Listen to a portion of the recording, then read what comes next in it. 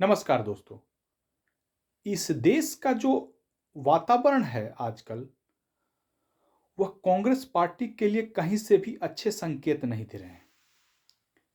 चलिए मान लीजिए कि राहुल गांधी भारत जोड़ो न्याय यात्रा पर निकल चुके हैं।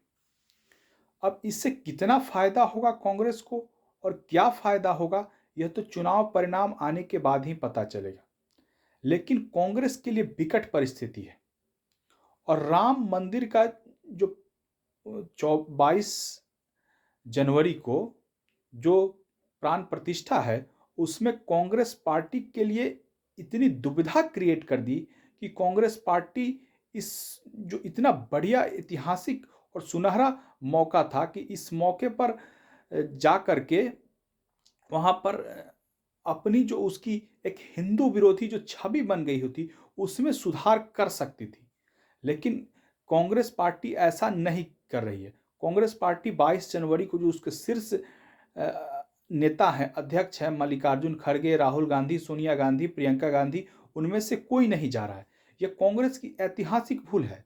2014 में चुनाव हारने के बाद कांग्रेस का जो आंतरिक जो रिपोर्ट आई, एक एंटनी के कमिटी की रिपोर्ट आई, उसमें बताया गया कि जो तुष्टीकरण की नीति जो मुसलमानों को लेकर के उन्होंने अपनाई थी, उसके कारण जो हिंदू वोट बैंक था उसमें नाराजगी उत्पन्न हुई थी और इसी कारण से कांग्रेस चुनाव हार गई, क्योंकि उसकी एक छवि बिल्ड हो गई कि वह हिंदू विरोधी है।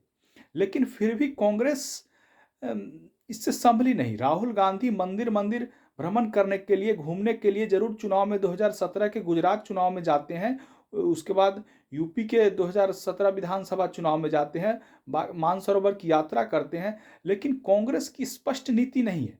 कांग्रेस कभी भी जो उसकी रणनीति रही है, नीति रही है, वो राम के साथ पूरी तरीके से खुल करके नहीं रही है। भारतीय जनता पार्टी हमेशा से, चाहे वो चुनाव हारे या जीते, सरकारें 4 राज्यों के गंवाने के बाद भी वो राम के साथ खड़ी रही। लेकिन कांग्रेस पार्टी की हमें हमेशा यह दुविधा रही। 1986 या 87 में जो साहबानों का जो फैसला जो सुप्रीम कोर्ट का है, वो पलटने के बाद या ताला खुलवाने से लेकर के कांग्रेस पार्टी की रणनीति जो विचारधारा है वो कन्फ्यूजन की स्थिति में है। और उसके बाद से जब राहुल गांधी नेतृत्व संभाले हैं, तो उसके बाद पूरी तरीके से फेलियर हो गई है, क्योंकि कांग्रेस पार्टी के पास ये समझ में नहीं आता है कि उसकी विचारधारा क्या है। कांग्रेस पार्टी को यह बताना चाहिए कि देश की 80% आबादी का जो भावनाओं का, आस्था का प्रश्न है राम, उन पर आप 22 तारीख को क्यों नहीं जा रहे हैं।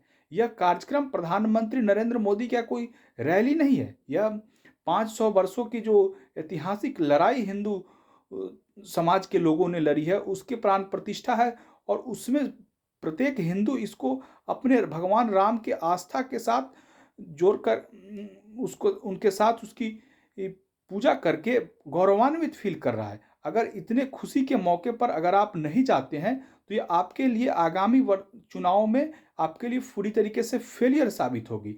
आप भाजपा से लड़ सकते हैं, लेकिन राम नाम में वो जादू है कि राम नाम से अगर आप लड़ने जाएंगे, तो उस राम नाम में इतनी शक्ति है कि आप वहां से फिर कमबैक वापस नहीं आ पाएंगे। आपकी राजनीतिक हार निश्चित है।